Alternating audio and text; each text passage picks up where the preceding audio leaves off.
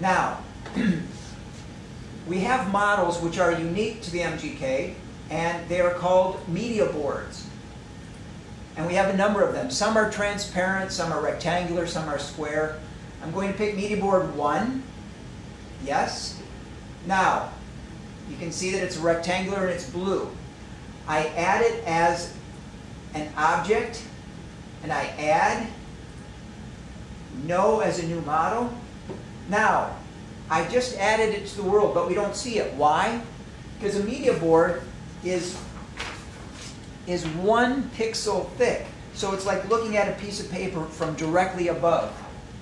But we can see it just by left-clicking and dragging, and we can see that there is, in fact, a media board there.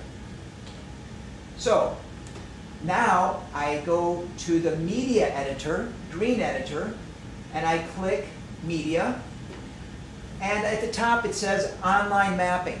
I could map something online if I'm actually online. I could map to a website, and my player could walk and then visit any internet website. But we can also use this offline, and that's what we're doing now. I'm going to select an image, offline mapping. I'm going to browse for media files. I'm going to go to a game res folder. Okay.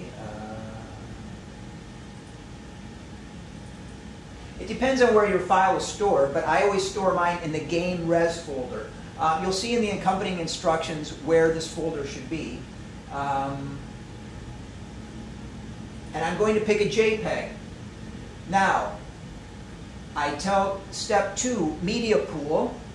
I say that it's a picture.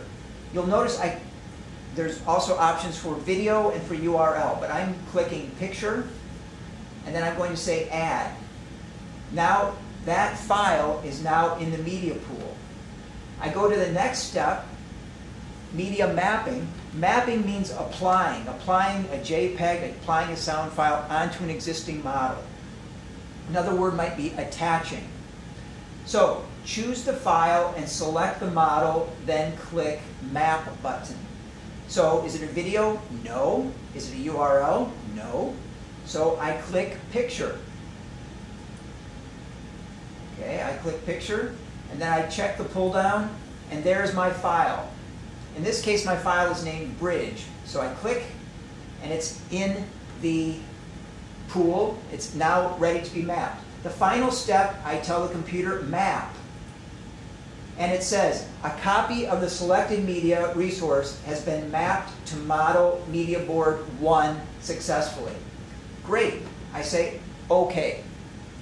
Now, I don't see anything. Why not? Because I need to run the project. So I go back to the scene editor. I click scene, and I'm going to run the project. I should save, but to save time, I'm just going to run. Run this project? Yes. Again, we don't need to worry about this function unless we're making very complex games. We say skip. Drum roll.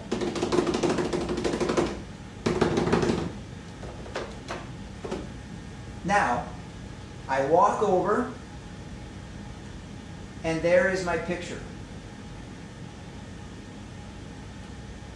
I'll try and fill the screen with it. I don't know if you can tell, but this is a picture of downtown Singapore. I will walk around it. With practice, you can position these perfectly. This I'm doing very quickly just to give you a sense of how easy it is to bring in a file.